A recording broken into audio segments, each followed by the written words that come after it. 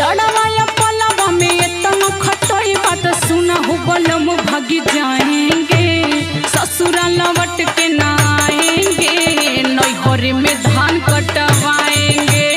ठीक है